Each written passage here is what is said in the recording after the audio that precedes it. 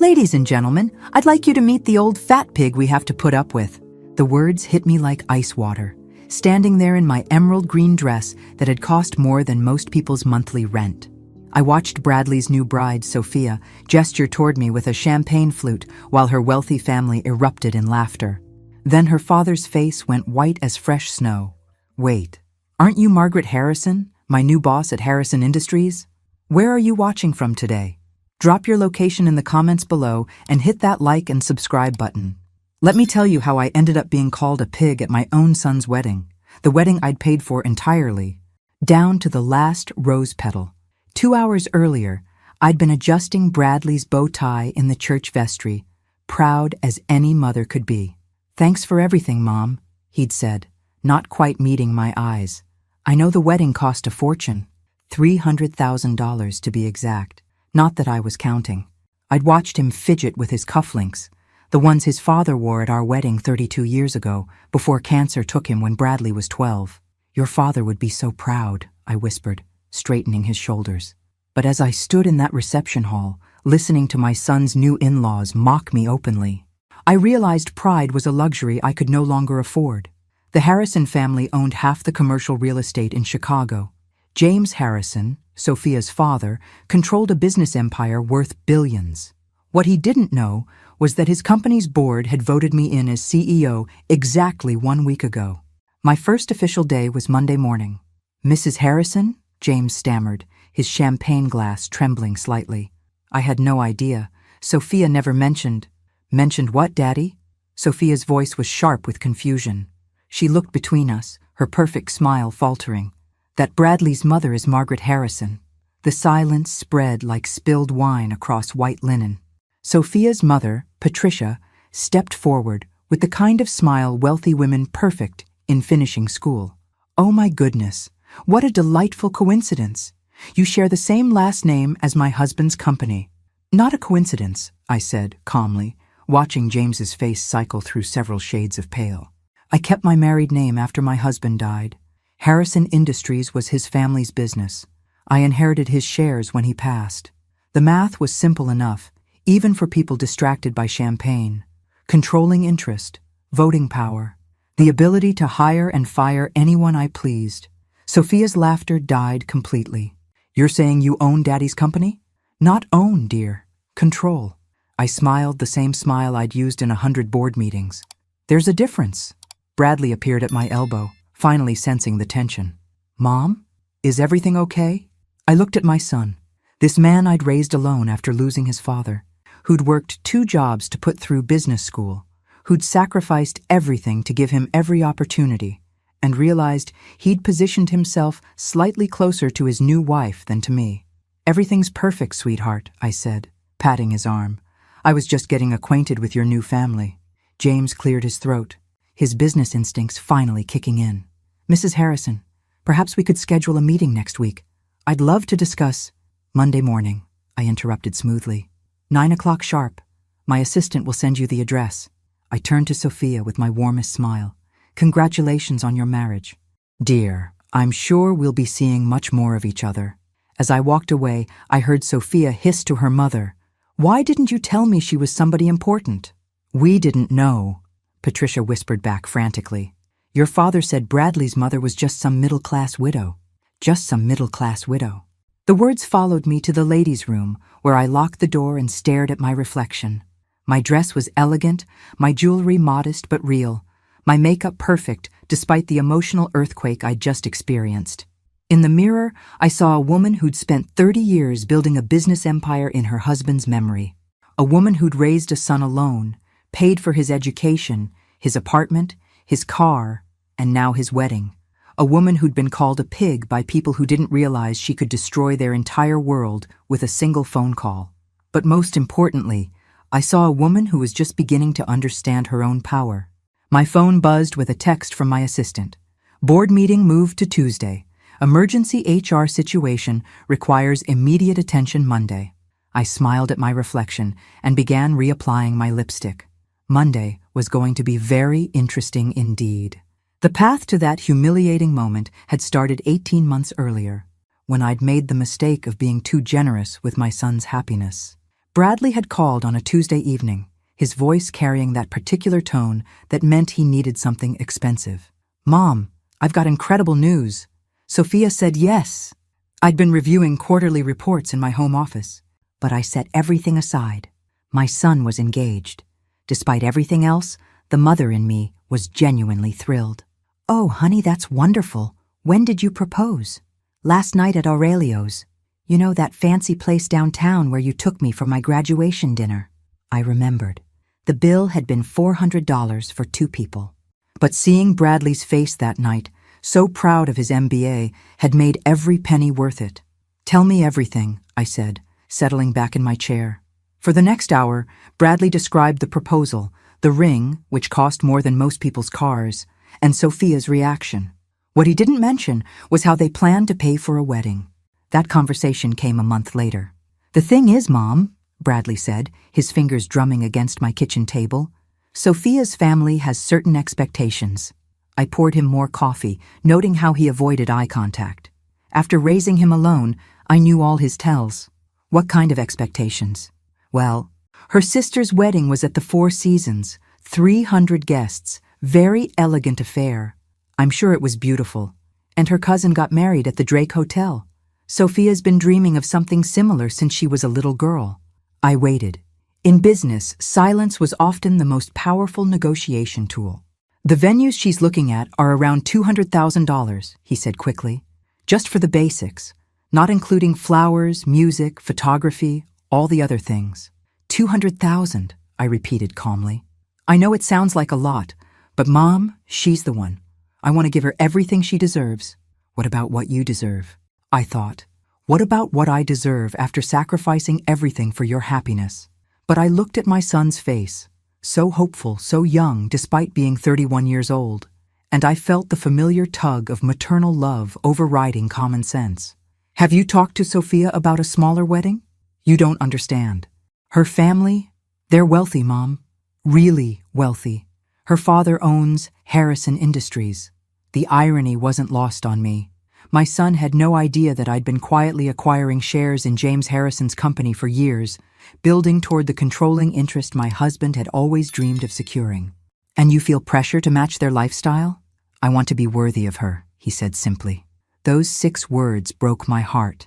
I'd raised this boy to believe he was worthy of anything, anyone. How had I failed so completely that he thought love required a price tag? "Bradley, if she loves you, a courthouse ceremony would be enough." "Mom, please, I'm not asking you to pay for everything. Just help us get started. I'll pay you back once my career takes off." His career.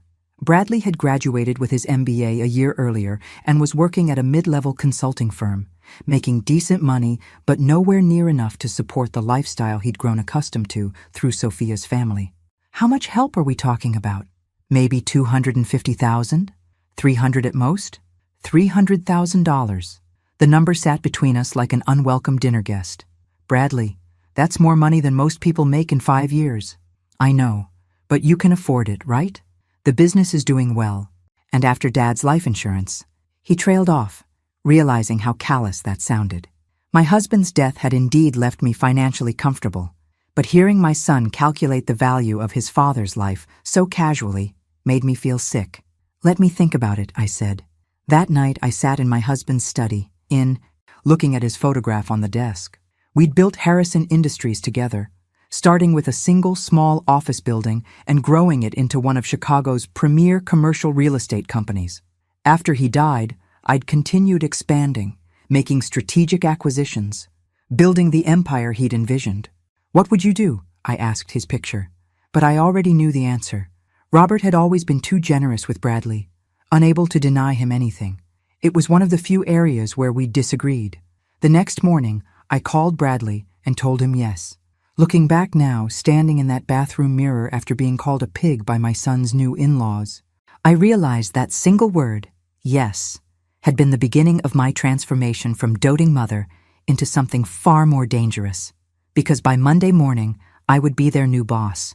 And unlike my son, they were about to learn that my generosity had limits. Monday morning arrived with Chicago's typical autumn chill, and I dressed accordingly: power suit, Minimal jewelry, hair pulled back in the style that had intimidated corporate America for the past 20 years. At exactly 9 o'clock, I walked into the Harrison Industries boardroom, where James Harrison sat fidgeting with his phone like a nervous teenager. "Mrs. Harrison," he stood quickly, extending his hand. "Thank you for agreeing to meet so early." "Mr. Harrison," I replied, taking the seat at the head of the conference table that was rightfully mine. "Though I think we need to clarify something before we begin." I opened my briefcase and removed a folder containing the stock certificates, board resolutions, and legal documentation that proved my controlling interest in his family's company. As of last Monday, I own 51% of Harrison Industries, which means this is my boardroom, and you work for me. James's face cycled through several emotions before settling on barely controlled panic. "Mrs. Harrison, I think there's been some misunderstanding. This company has been in my family for 3 generations, built on land and initial capital provided by my husband's grandfather in 1952, I corrected calmly. "Your grandfather was the junior partner, Mr. Harrison. The contracts are quite clear." I slid a manila envelope across the polished table. Inside were photocopies of the original partnership agreements, documents I'd spent years tracking down through legal archives and private collections. "Your family managed the business beautifully while maintaining minority ownership. But when my husband died, his shares passed to me. I've spent the last 15 years quietly purchasing additional stock whenever it became available." "This is impossible," James whispered. But his hands shook as he flipped through the paperwork. "The impossible part," I said, allowing a small smile, "is that you didn't notice. Your own board approved my appointments to key positions. Your CFO reports directly to me. Your legal team answers my calls." James looked up with something approaching horror. "What do you want?" "First, I want an apology for your daughter's behavior at the wedding reception. Sophia can be spirited. She didn't mean anything by those comments. She called me a pig, Mr. Harrison, in front of 200 guests, including my son. She's young, she's 28 years old and married to my son. Old enough to understand consequences." I leaned forward slightly. "Here's what's going to happen. Sophia will call me today and apologize sincerely for her behavior. Not because you told her to, but because she understands that respect isn't optional in this family." James nodded quickly. "Of course. I'll speak with her immediately. Second, we're going to restructure this company's employee benefits program. I've reviewed your current policies, and they're embarrassingly inadequate for a business of this size." This was actually true. Harrison Industries employed over 300 people, but their health insurance was mediocre and their retirement plan was nearly non-existent.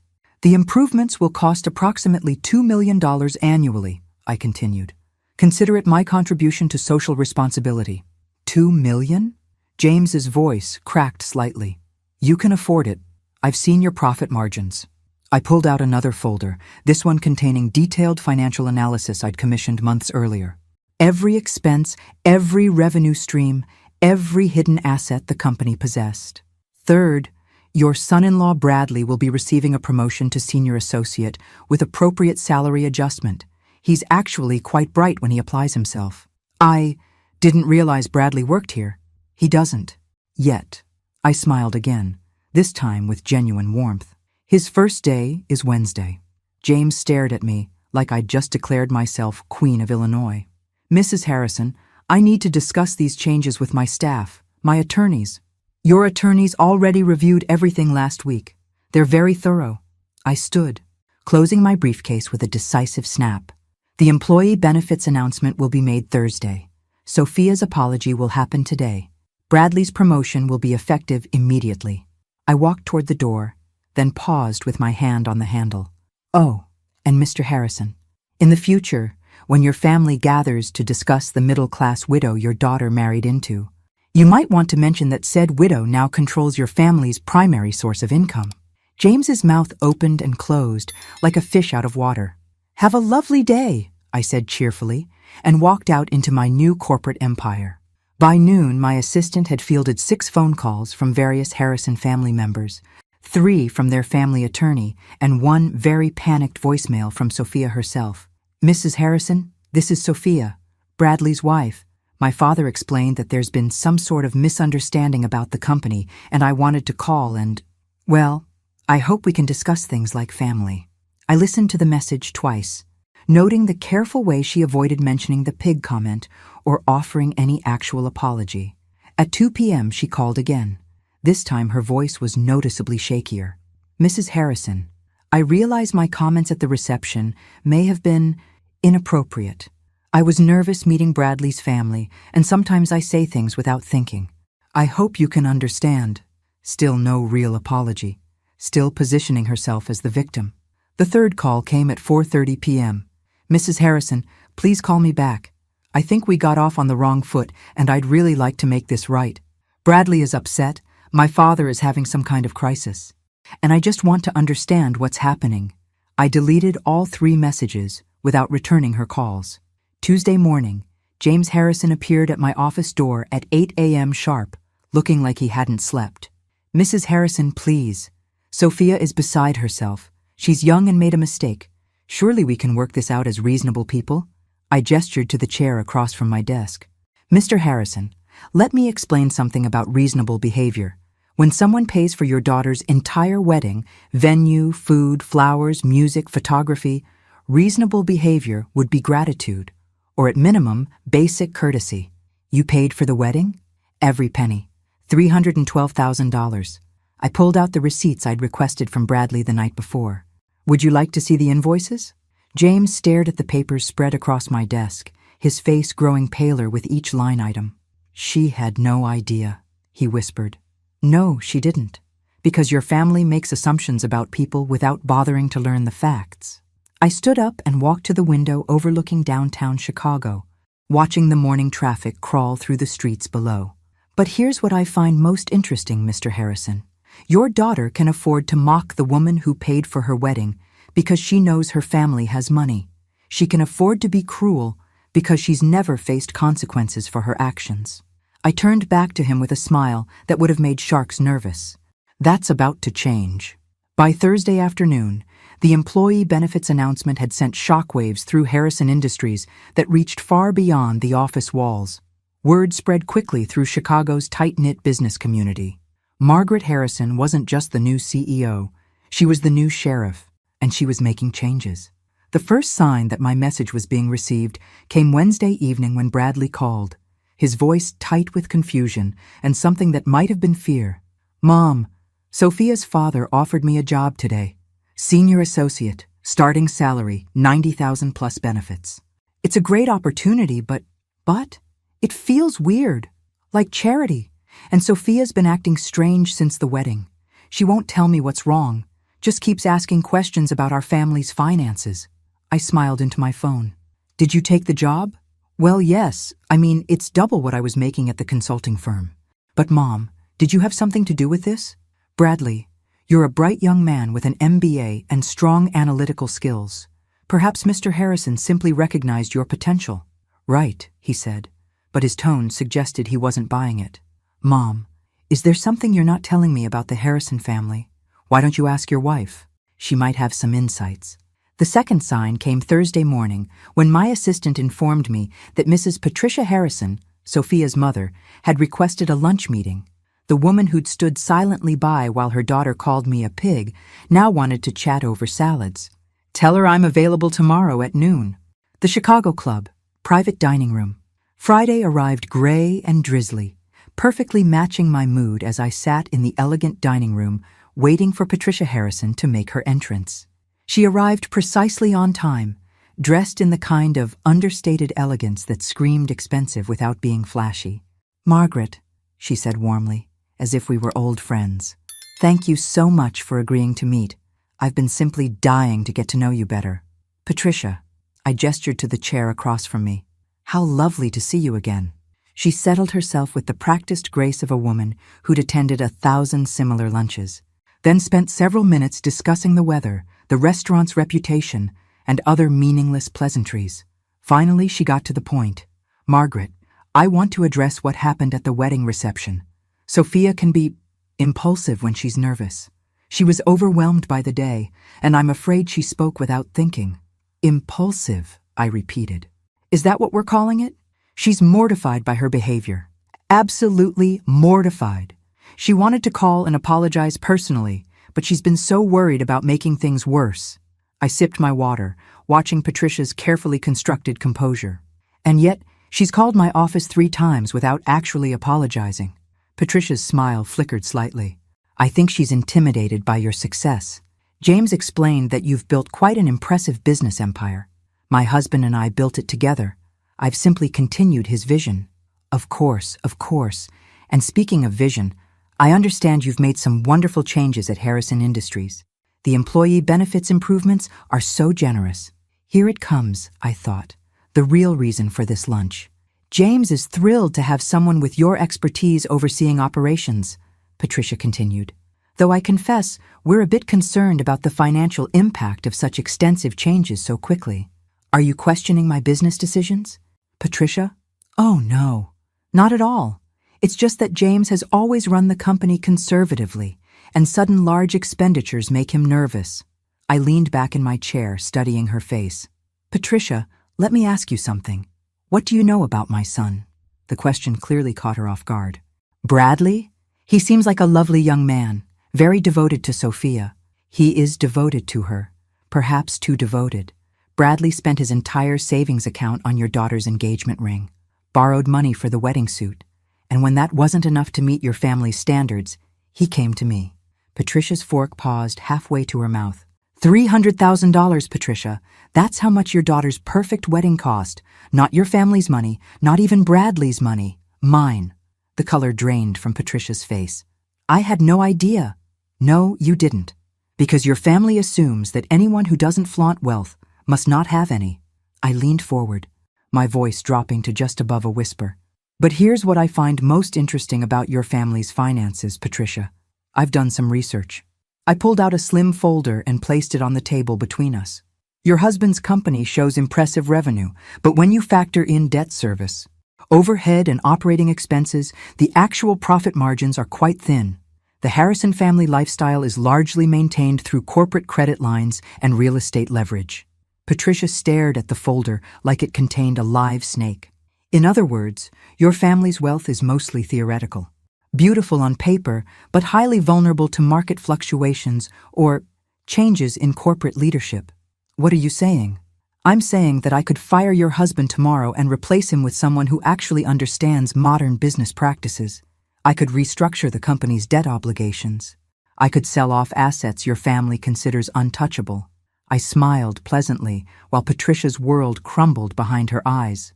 Or, I continued, your daughter can call me tonight and offer a genuine apology for her behavior at the wedding reception. Not because she's intimidated or embarrassed, but because she understands that calling someone a pig is unacceptable regardless of their perceived social status. Patricia's hands trembled slightly as she reached for her water glass. And if she apologizes? Then we're family, and I take care of family. I stood, placing my napkin on the table. But Patricia, understand this. I'm not some middle-class widow who can be dismissed or mocked. I'm the woman who now controls your family's future. I picked up the check that had been discreetly placed on the table. Lunch is on me. Please give Sophia my regards. As I walked toward the exit, I heard Patricia fumbling with her phone, already dialing her daughter's number. My own phone buzzed with a text from my assistant. Emergency board meeting called for Monday. James Harrison requesting full financial review of recent policy changes. I smiled as I stepped into the Chicago drizzle. Let them call their meetings. By Monday, I'd be ready with surprises they couldn't possibly anticipate. After all, I was just getting started. Sophia's call came at 9:47 p.m. that Friday night, just as I was settling into my leather armchair with a glass of wine and my husband's favorite book of poetry. Her voice was different this time, smaller, stripped of the entitled confidence that had carried her through our previous encounters. Mrs. Harrison, this is Sophia. I know it's late, but I couldn't wait until tomorrow. Good evening, Sophia. I owe you an apology, a real one. Not the half-hearted attempts I've been making all week. She took a shaky breath. What I said at the reception was cruel and inexcusable. Calling you a pig was wrong, no matter what I was feeling or thinking. You paid for our entire wedding, and I repaid your generosity with insults and humiliation. I said nothing, letting her words hang in the air. I've been thinking about why I said it, and I think I was scared. Bradley talks about you constantly, how strong you are, how successful, how you raised him alone after his father died. I felt like I could never measure up to the mother he describes. Interesting. This was more honest than I'd expected. So when I saw you at the reception, I saw this elegant, poised woman, and I felt inadequate, small, and instead of dealing with those feelings like an adult, I lashed out to make myself feel bigger by making you smaller. And how did that work out for you? I asked quietly. It didn't.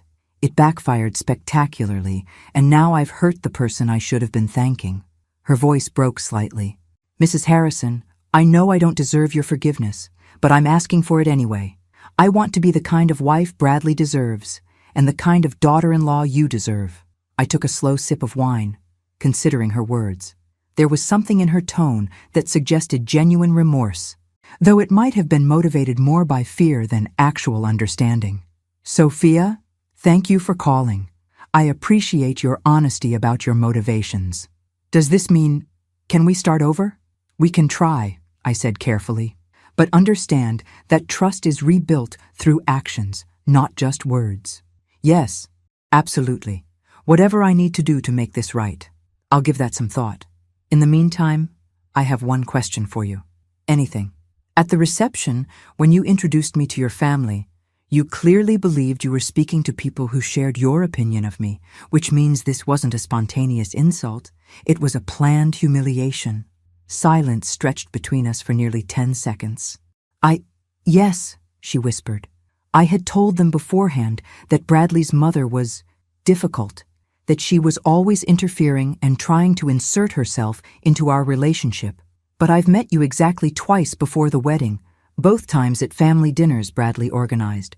We've spoken for perhaps 20 minutes total. I know. I was repeating what Bradley had said. The words hit me like a physical blow. My own son had been complaining about me to his fiancée, painting me as some kind of meddling mother-in-law before I'd even met her family. What specifically did Bradley tell you about me? He said you had trouble letting go, that you still treated him like a child, that you used money to maintain control over his life. Her voice was barely audible. He said you'd probably try to take over the wedding planning and that I should be firm about boundaries. I closed my eyes, feeling something fundamental shift inside my chest. The son I'd raised, supported, and sacrificed for had been systematically undermining me to justify accepting my financial support while rejecting my emotional presence. Sophia, thank you for your honesty. That took courage. Mrs. Harrison, I realize now that everything he told me was wrong. You're not controlling. You're generous. You're not interfering. You're loving. I should have formed my own opinion instead of accepting his characterization. Yes, you should have. I stood and walked to the window, looking out at the city lights. But Bradley is my son, and his opinion matters most in this situation. He loves you, Sophia said quickly. He really does. I think he's just confused about how to be grateful without feeling guilty about accepting so much help. Perhaps. We'll see. After ending the call, I sat in my husband's study, surrounded by his books and photographs, trying to reconcile the son I thought I knew with the man who apparently saw me as a burden to be managed.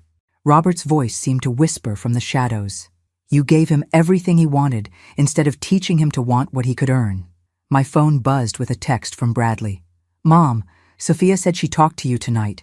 I hope we can all have dinner soon and work things out. I hate that there's tension in the family.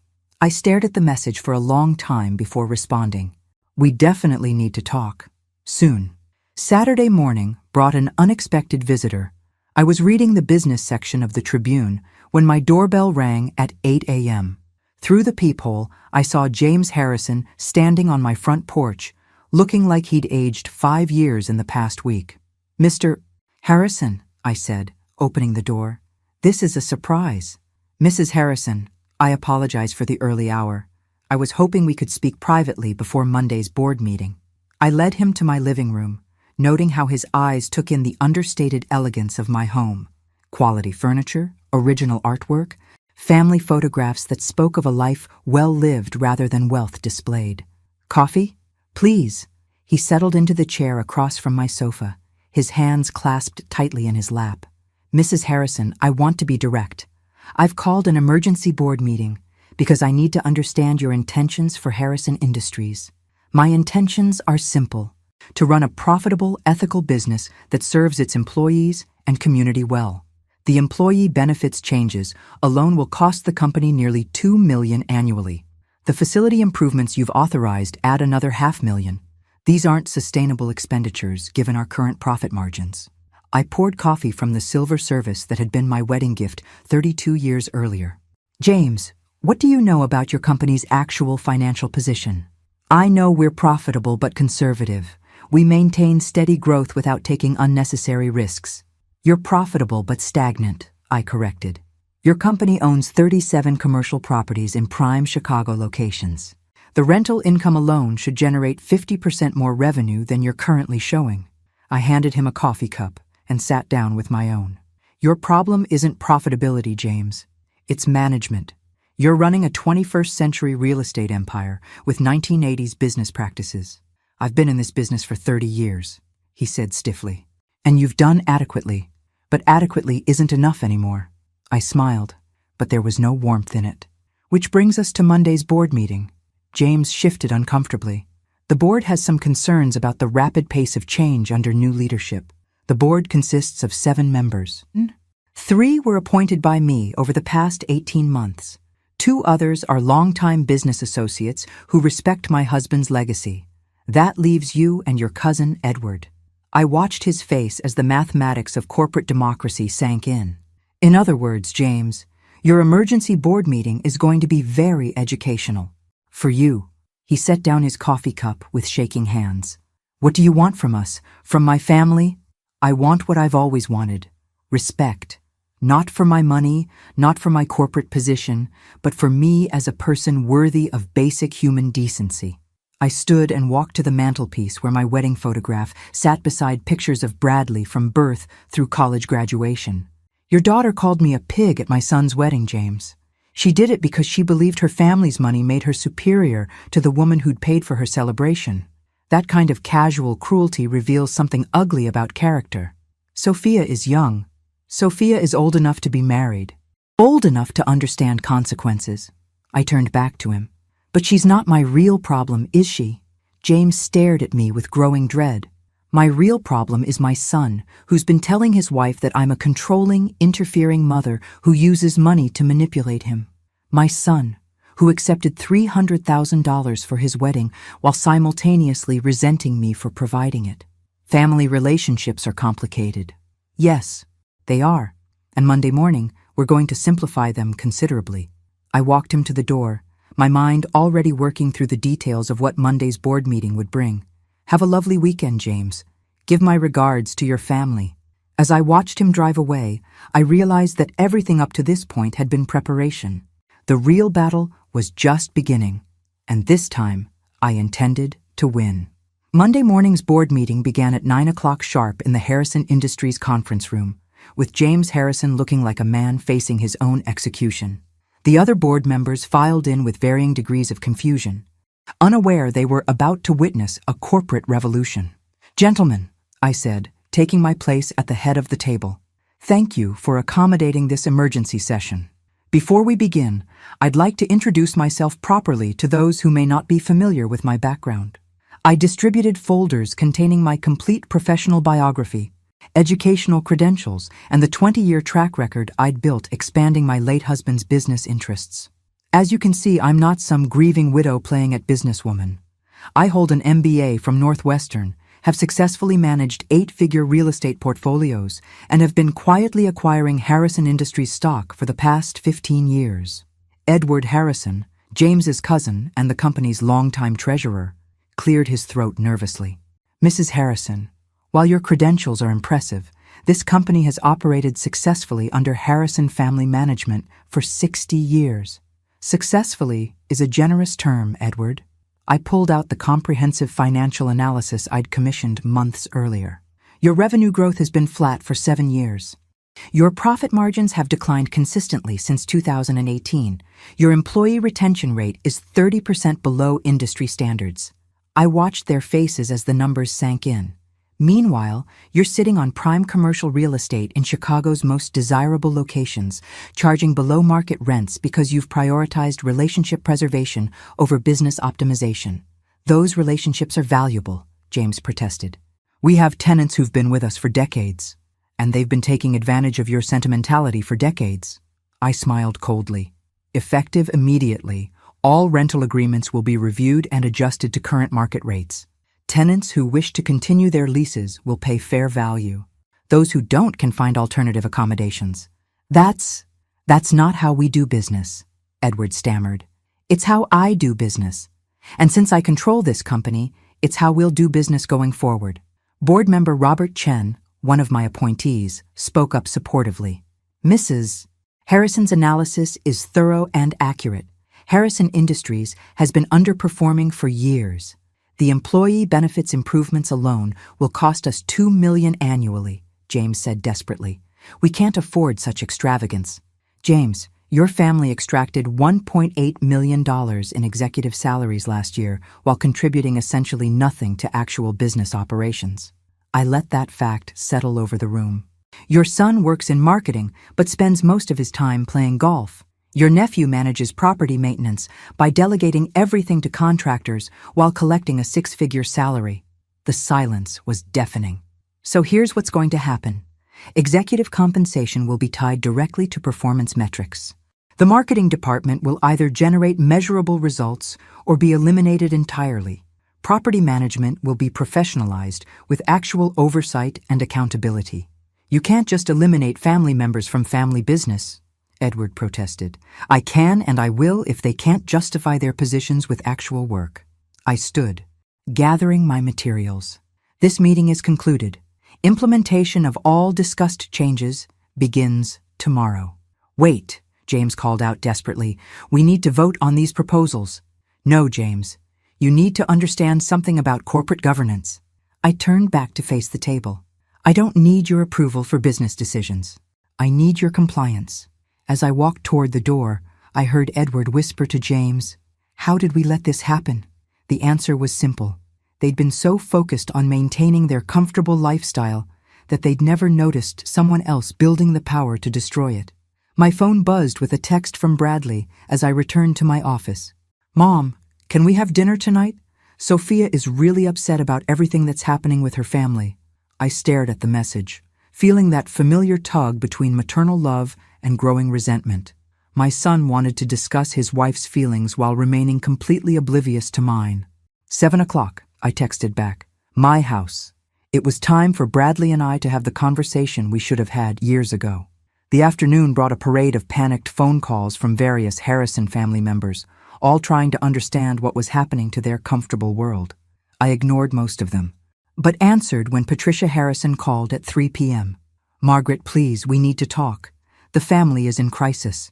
"The family is experiencing accountability for the first time in decades, Patricia. I'd hardly call that a crisis. James came home looking like someone had died. He's locked himself in his study and won't speak to anyone. Perhaps he's reflecting on 30 years of mediocre business practices. This isn't just about business anymore, is it? This is personal revenge for what happened at the wedding." I leaned back in my office chair, looking out at the Chicago skyline. "Patricia, if I wanted personal revenge, your family would already be homeless. What I want is respect.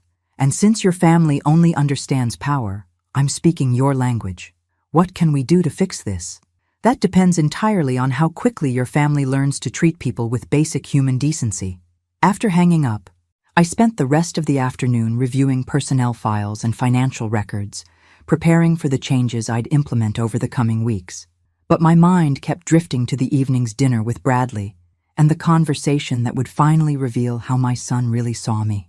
At 6:30, I set the dining room table for 3, using my finest china and silver. If this was going to be a confrontation, it would at least be a civilized one. Bradley and Sophia arrived precisely at 7, both looking like they were attending a funeral rather than a family dinner. Sophia's eyes were red from crying, and Bradley wore the same expression he'd had as a child when he knew he was in trouble but couldn't figure out how to fix it. "Mom," he said, kissing my cheek awkwardly, "thank you for agreeing to see us." "Of course, sweetheart. You're always welcome here. Dinner passed in uncomfortable small talk until I finally set down my fork and looked directly at my son. Bradley, we need to discuss something that's been troubling me. His face went pale. What's wrong? Sophia told me about the conversations you had with her regarding my character. Specifically, your concerns about my being controlling and manipulative. The color drained completely from his face as he realized his wife had shared their private discussions. Mom, those weren't... I was just trying to prepare her for what exactly? Bradley looked helplessly at Sophia, who was studying her plate as if it held the secrets of the universe. You've always been generous, maybe too generous, and I didn't want her to feel obligated to accept help if it came with strings attached. What strings? Bradley? You know, expectations. That we'd have to live our lives according to your approval. I felt something cold and final settle in my chest. Can you give me a specific example of when I've attempted to control your life choices? Well, you had opinions about my college major. I suggested business classes might be practical. You majored in literature, and I supported your decision completely. And you didn't like some of the girls I dated. I disliked exactly one girlfriend, the one who stole money from your wallet and cheated on you with your roommate. You eventually agreed with my assessment. Bradley squirmed in his chair, clearly realizing his examples weren't supporting his case. The point is, I wanted Sophia to know she didn't have to accept your help if it made her uncomfortable. Except she did accept my help. You both did. $300,000 worth of help. And we're grateful. No, Bradley. You're resentful. I stood up, my voice remaining calm despite the rage building inside me. You wanted my money, but not my presence. You wanted my support, but not my opinions. You wanted me to be a bank, not a mother. That's not true. Then explain to me why your wife felt comfortable calling me a pig in public. Explain to me why she believed her family would find that entertaining rather than horrifying. Sophia finally looked up, tears streaming down her face. Because I told them what Bradley said about you, about how you used money to stay involved in his life when he wanted independence. The words hung in the air like poison gas. I see. I walked to the window, looking out at my garden. So my financial support for your education, your car, your apartment, your wedding, all of that was manipulation rather than love. Mom, you know that's not what I meant. Actually, Bradley, I think it's exactly what you meant. I turned back to face them both. And you know what? You're right. I have been using money to maintain our relationship. Both of them stared at me in shock. But starting tomorrow, that ends completely. What do you mean it ends? Bradley's voice cracked slightly, and I recognized the tone from his childhood. The moment when he realized his actions had consequences he hadn't considered. I mean, I'm done being your ATM, sweetheart. I walked back to the table, but remained standing, looking down at my son and his wife. No more birthday checks, Christmas gifts, emergency loans, or surprise assistance with bills. Mom, you can't be serious. I'm completely serious. You wanted independence from my supposed manipulation, and I'm giving it to you. I smiled, but there was no warmth in it. Effective immediately, you're financially independent. Sophia looked panic-stricken. Mrs. Harrison, I think there's been a misunderstanding. We never said we didn't want your support. No, dear. You just said I was using that support to control your lives. Well, problem solved. Bradley jumped up from his chair. This is crazy. One stupid comment at a wedding, and you're cutting us off completely? One stupid comment? My voice remained dangerously calm. Bradley, your wife called me a pig at your wedding, while surrounded by her family, who laughed along because you had already painted me as some kind of interfering burden they had to tolerate. I never called you a burden. You told her I had trouble letting go, that I treated you like a child, that I used money to maintain control. I counted off each point on my fingers. What would you call that characterization? Bradley sat back down heavily, finally understanding the magnitude of what he'd done. But Mom, I was trying to manage expectations. Sophia's family has money, and I didn't want them to think you were some kind of charity case. So instead, you made me sound like a manipulative old woman who couldn't accept that her son had grown up. That's not what I meant, but it is what you said. And more importantly, it's what you believed. I walked to the sideboard and poured myself a glass of wine with steady hands. Tell me, Bradley, when exactly did I become such a burden to you? You're not a burden. When did helping you through college become manipulation? When did paying for your wedding become controlling behavior? When did loving you become something you needed to apologize for to your new in-laws? The silence stretched until Sophia finally spoke up. Mrs. Harrison, I think Bradley was just nervous about fitting in with my family. He wanted to seem independent and successful. And he couldn't seem independent and successful with a mother who supported him? My family, they can be judgmental about people who need help. Ah, I took a sip of wine, finally understanding the real dynamic. So you were both embarrassed by my generosity because it made you look weak to people whose opinion you valued more than mine. It's not that simple, Bradley protested. Actually, it's exactly that simple. I set down my glass and looked directly at my son. You were willing to take my money but ashamed to admit it came from me. You wanted the benefits of having a successful mother but none of the social complications. Mom, please, can't we just move past this? Oh, we're definitely moving past this. Just not in the direction you're hoping. I walked to my purse and pulled out my phone, scrolling through my contacts until I found my attorney's number. What are you doing? Bradley asked nervously. Calling Richard Patterson. He handles my estate planning. I hit dial and put the phone on speaker so they could hear both sides of the conversation. Margaret, how lovely to hear from you. How was the wedding? Educational, Richard. I'm calling because I need to make some changes to my will. The silence from my dinner guests was deafening. Of course. What kind of changes are we talking about? I want to remove my son as primary beneficiary and establish a charitable foundation instead. Bradley shot to his feet so fast his chair fell over. Mom, you can't be serious. Richard, are you getting all this? My son seems surprised that actions have consequences. Margaret, perhaps we should schedule a meeting to discuss this properly. Major estate changes shouldn't be made in emotional moments. This isn't emotional, Richard, it's logical. Why would I leave my assets to someone who sees my support as manipulation? Sophia started crying harder, and Bradley looked like he might be sick. I'll call you tomorrow to schedule an appointment, I told Richard. Good evening. After hanging up, I looked at my son's stricken face and felt a pang of regret. But only a small one. Mom, please. I know I screwed up, but changing your will? That's extreme. Is it? You've spent years accepting my financial support while privately resenting me for providing it. You've encouraged your wife to view me as an obstacle rather than an asset. You've allowed her family to mock me publicly while sitting silent. I can fix this. We can fix this. How, Bradley? How exactly do you fix years of taking someone for granted? I'll talk to Sophia's family. I'll make them understand that they were wrong about you. They weren't wrong about me, sweetheart.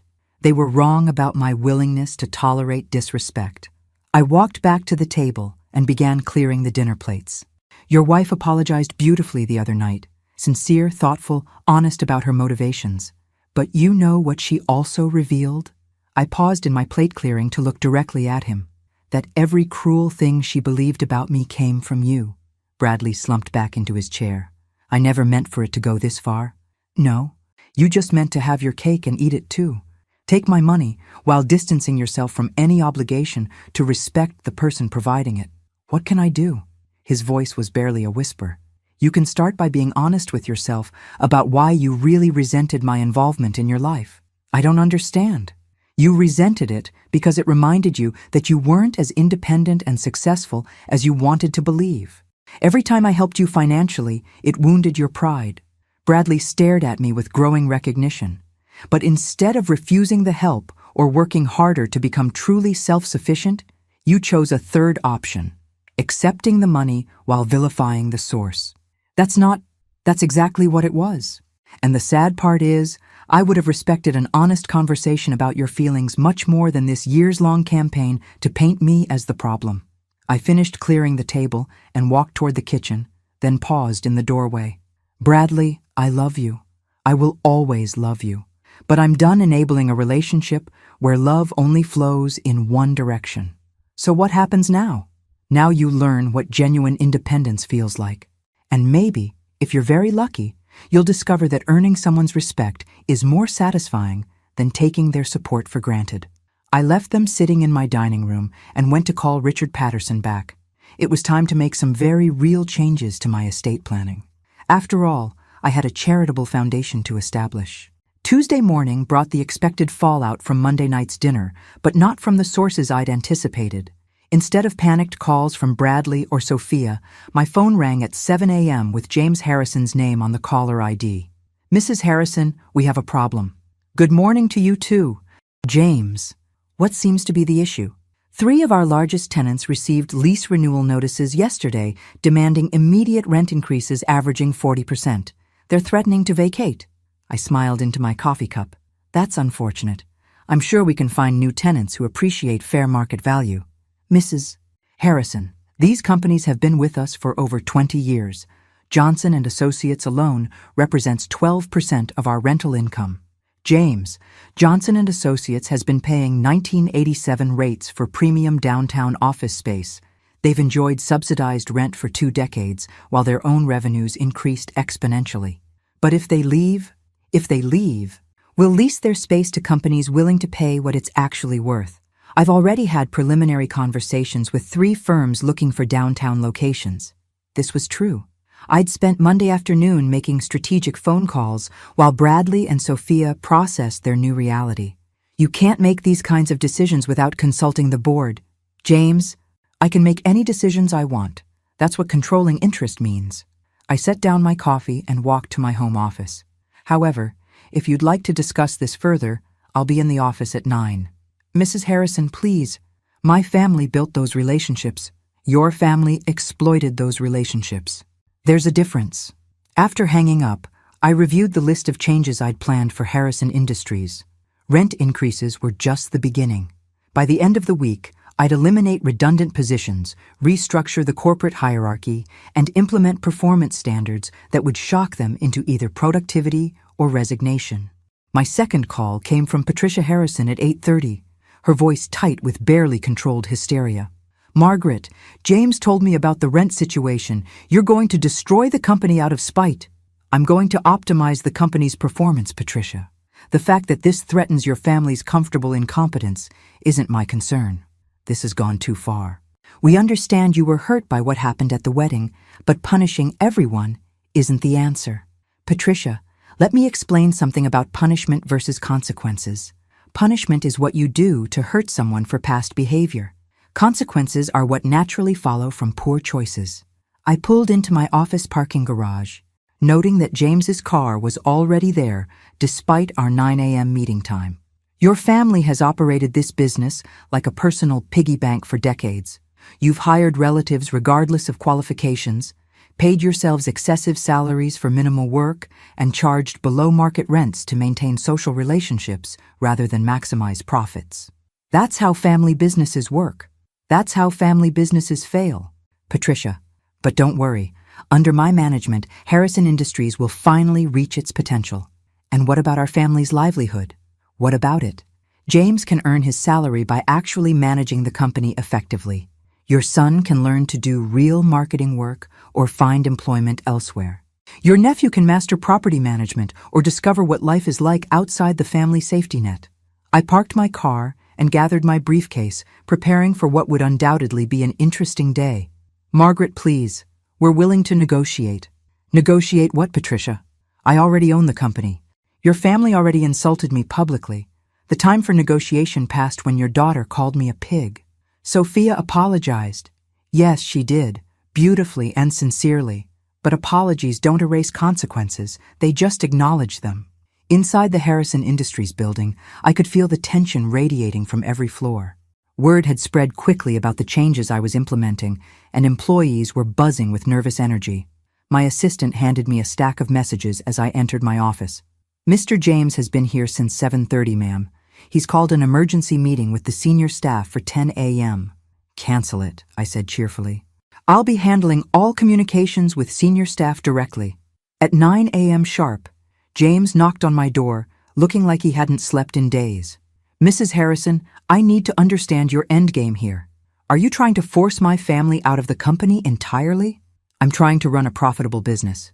"James, if your family can adapt to professional standards, you're welcome to stay. If not," I shrugged. "What would it take to resolve this situation?"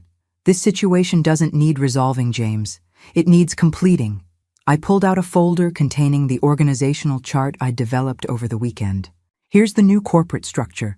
As you can see, I've eliminated several redundant positions and redistributed responsibilities based on actual qualifications rather than family relationships. James stared at the chart with growing horror. His son's marketing position was gone entirely. His nephew's property management role had been merged with facilities maintenance under an outside contractor. Even his own title had changed from president to general manager. You've gutted the entire operation. I've streamlined the operation. The company will run more efficiently with fewer people doing actual work rather than more people pretending to work. My family has run this company for 60 years. And for 60 years, you've underperformed your potential. But don't worry. I'll show you what this company can really accomplish. James slumped in his chair, finally understanding that his comfortable world was disappearing permanently. Mrs. Harrison, what would it take for you to sell the company back to my family? The question hung in the air while I considered my response. Finally, I smiled. James, even if your family could afford to buy me out, which you can't, why would I sell a profitable business to people who've proven they can't manage it effectively? Because it's our legacy. It's my husband's legacy. Your family just happened to be managing it poorly. My phone buzzed with a text from Bradley. Mom, I've been thinking about everything you said. Can we please talk again? I want to make this right. I showed the message to James. Your family isn't the only one learning about consequences today. What do you mean? I mean, my son is discovering what life looks like when you can't take someone's support for granted. James looked confused. So I explained about Bradley's financial independence and my estate planning changes. You disinherited your own son? I'm considering it. He'll need to demonstrate that he values our relationship for more than just its financial benefits. That's incredibly harsh. James, your daughter called me a pig at my son's wedding. Your family laughed along with the insult. My son had spent months priming his wife to see me as a burden rather than a blessing. I stood and walked to my office window, looking down at the busy Chicago street below. I'm 62 years old. I've spent the last 30 years building businesses, supporting family members, and generally making everyone else's life easier while my own needs came last. But surely nothing, James. I'm done being taken for granted by people who benefit from my generosity while privately resenting my existence. I turned back to face him with a smile that made him visibly uncomfortable. But here's the beautiful thing about being in control of your own life. You get to decide who deserves your time, energy, and resources. And you've decided we don't deserve them? I've decided you need to earn them. All of you. My assistant knocked and entered with an urgent message. Mrs. Harrison, Bradley is in the lobby asking to see you. He says it's important. I looked at James, then at the message, then back at James. It seems today is full of people wanting to negotiate with reality. Should I send him up? My assistant asked. Yes, I decided. But James, our meeting is concluded. You have work to do if you want to keep your position here. As James left, I prepared myself for the next round of consequences. My son was about to learn that some apologies require more than words to be effective. Bradley walked into my office carrying a manila envelope and wearing an expression I'd never seen before. Humble, desperate, and finally, genuinely contrite.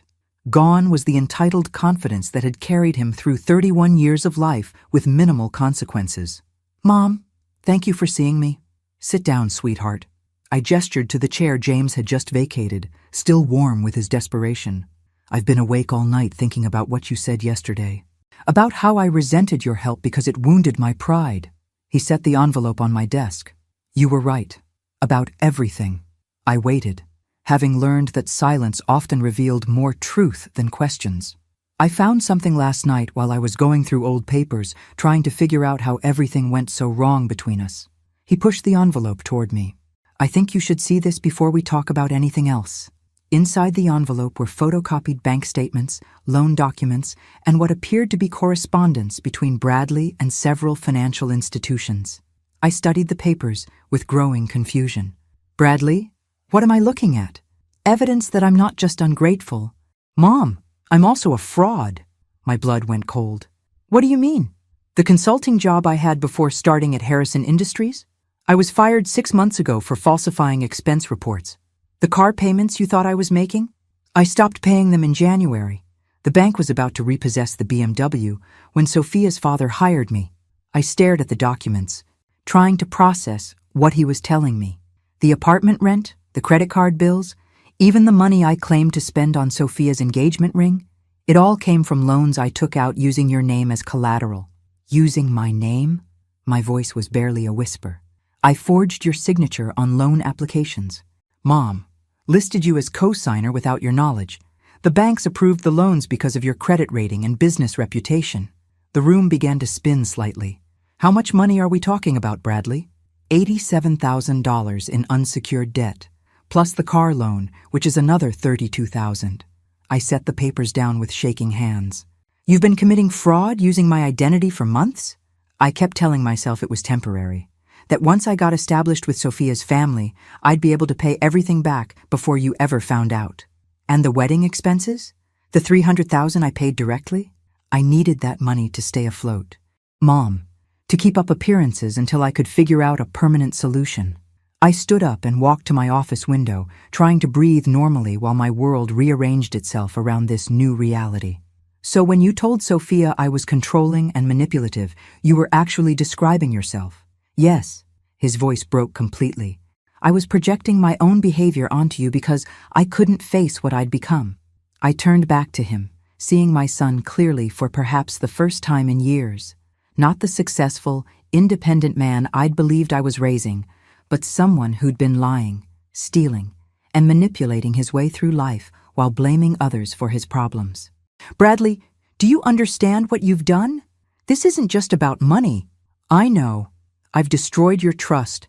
I've committed crimes using your identity. I've ruined everything. You've also put me at legal risk. If those banks discover the forged signatures, they won't. They shouldn't. The loans are current as long as I keep making minimum payments from my new salary. And if you can't make those payments, then you'd be liable for the full amounts, plus interest and penalties. I sat back down, my mind racing through the legal and financial implications. Identity theft, fraud, forgery. These weren't just family relationship issues. They were federal crimes. Why, Bradley? Why risk everything for a lifestyle you couldn't afford? Because I was ashamed. He was crying now, tears streaming down his face. Sophia's family has so much money, and I wanted to be worthy of her. I wanted to be successful and independent like you raised me to be. But you weren't independent. You were drowning in debt while pretending to be successful. I know. And when you offered to pay for the wedding, I saw it as my salvation. I thought if I could just get through the first year of marriage, establish myself with her family, maybe get promoted or find a better job, you thought you could lie your way to success. I thought I could buy enough time to make it true. I pulled out my phone and scrolled to my attorney's number. What are you doing? Bradley asked in panic. Calling Richard Patterson. We need legal advice about how to handle this situation. Mom, please, if this becomes public, it'll destroy my marriage, my career, everything. Bradley, it's already destroyed. The question now is how much damage we can contain. I hit dial and waited for Richard to answer. Margaret, twice in 2 days. Are you having an estate planning crisis? Richard, I need to see you immediately. My son has just confessed to committing identity theft using my name to secure fraudulent loans. The silence on the other end of the phone lasted several seconds. How much money are we talking about? Approximately $120,000 in various loans and credit agreements. Jesus. Margaret, when can you be here? Give me an hour. After hanging up, I looked at my son, this stranger who'd been masquerading as the man I thought I'd raised. Bradley, here's what's going to happen. We're going to see my attorney and determine the best way to resolve this legally.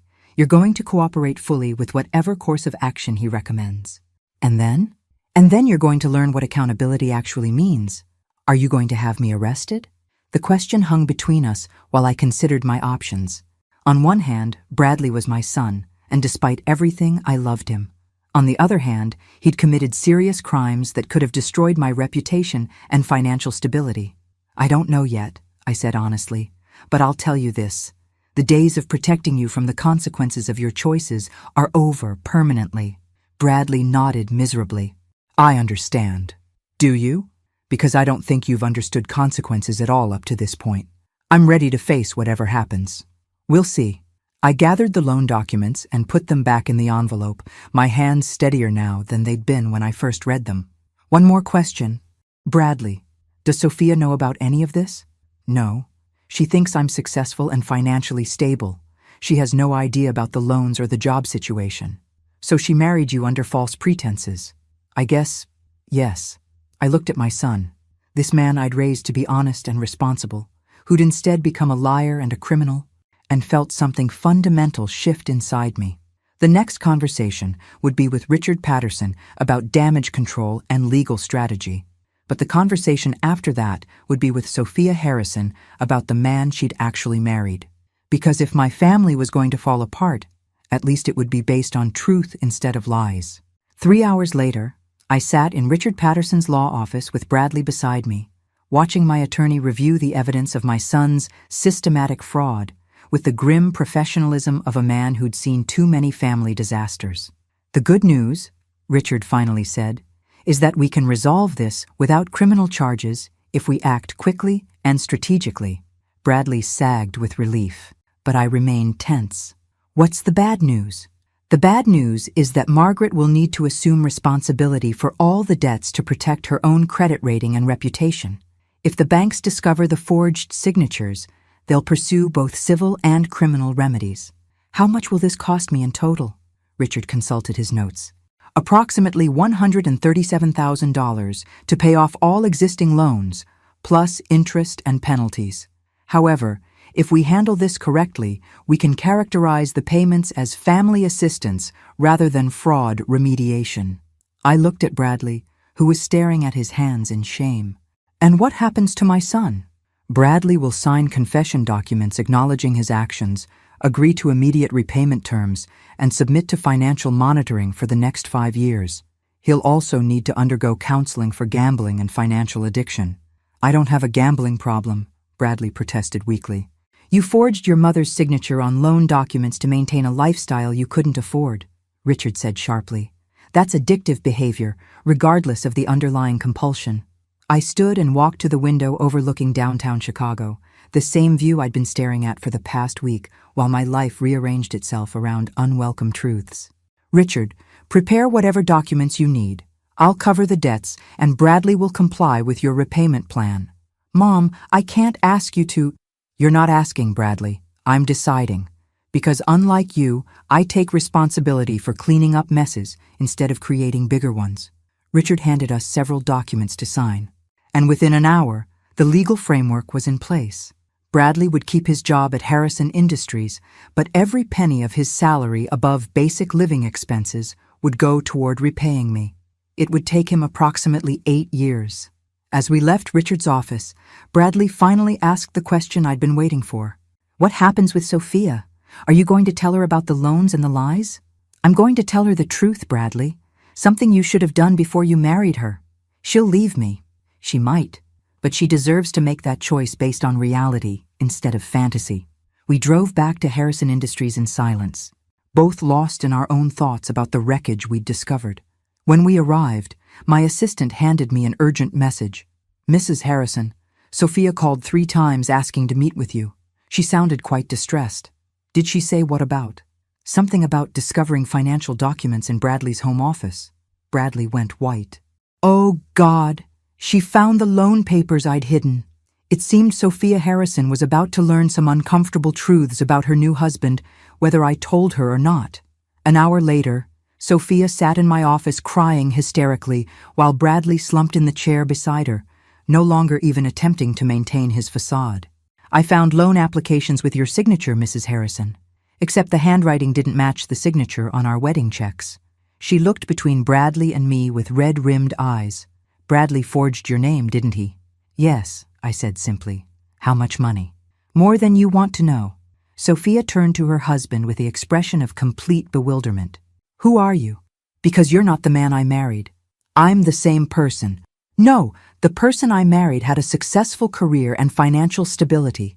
The person I married wasn't drowning in debt and committing crimes to hide it. She stood up and began pacing around my office like a caged animal. My father hired you at Harrison Industries because I begged him to help my husband advance his career. But you didn't need career advancement. You needed fraud intervention. Sophia, please. How long have you been lying to me, Bradley? Since we started dating? Since we got engaged? Since we said our vows? The questions came rapid fire, and Bradley had no answers that wouldn't make things worse.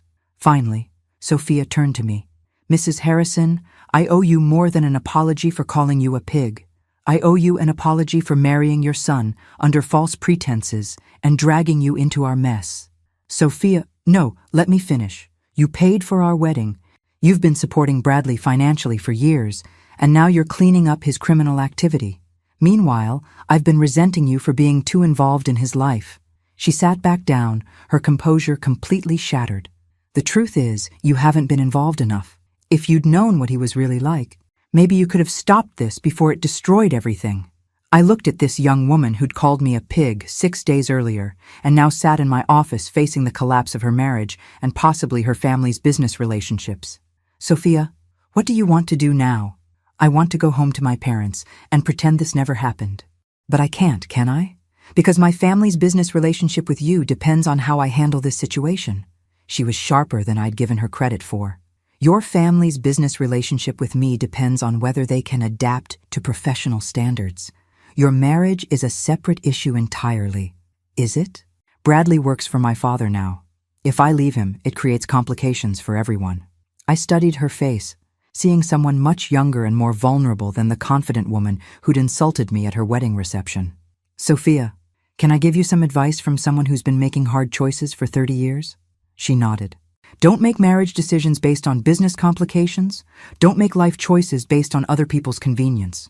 And don't stay with someone because leaving would be messy. But if I leave Bradley, what happens to him? He'll lose his job, his apartment, everything. That's not your responsibility anymore. But he's sick, isn't he? This fraud and lying behavior, that's not normal. She was grasping for reasons to stay, and I recognized the impulse. I'd spent years making excuses for Bradley's increasingly irresponsible behavior. Yes, he probably needs professional help, but you can't save someone who doesn't want to be saved. And you can't love someone into becoming the person you thought they were. Sophia looked at Bradley, who was staring out my office window as if he could escape this conversation by pure willpower. I need time to think, she said finally. This is all too much to process right now. After they left, I sat alone in my office reviewing the events of the past week. In 6 days, I'd gone from being an insulted mother of the groom to a woman who'd reclaimed her power, restructured a company, and discovered her son was a criminal. The old Margaret would have quietly paid Bradley's debts, covered up his crimes, and continued enabling his dysfunction while accepting his resentment as the price of his love. But the new Margaret, the one who'd emerged when Sophia called her a pig, had different priorities. My phone rang with a call from Patricia Harrison. Margaret, Sophia came home in tears. She won't tell us what happened, but James is convinced you've done something to destroy our family. Patricia, your family is destroying itself. I'm just refusing to enable the process. What does that mean? It means consequences, Patricia. Something your family has successfully avoided for decades. Margaret, please. We understand you're angry about the wedding incident, but surely we can resolve this as reasonable people.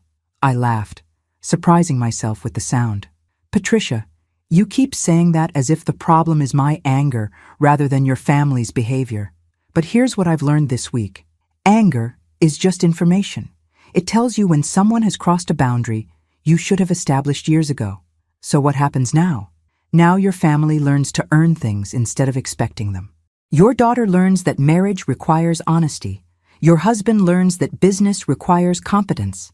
And your son-in-law learns that crimes have consequences. You're destroying everything we've built. No, Patricia. I'm revealing what you actually built versus what you pretended to build. The destruction was already there. I just stopped pretending not to see it. After hanging up, I walked to my office window and looked down at the Chicago street below, watching people hurry past with their own complicated lives and hidden struggles. 6 days ago, I'd been called a pig at my son's wedding. Today, I was a woman who discovered her own power and decided to use it. The old Margaret would have called that a tragedy. The new Margaret called it a beginning. My phone buzzed with a text from an unknown number. Mrs. Harrison, this is Sophia. Thank you for your honesty today. I'm going to stay with my parents while I figure things out. I hope we can talk again soon when everything isn't so complicated. I smiled and typed back, "Take all the time you need. And Sophia, you're stronger than you know." Outside my window, Chicago continued its eternal dance of ambition and consequence, and for the first time in years, I felt like I was dancing instead of just watching from the sidelines. After all, it's never too late to stop being taken for granted, even by yourself. Thanks for listening. Don't forget to subscribe and feel free to share your story in the comments. Your voice matters.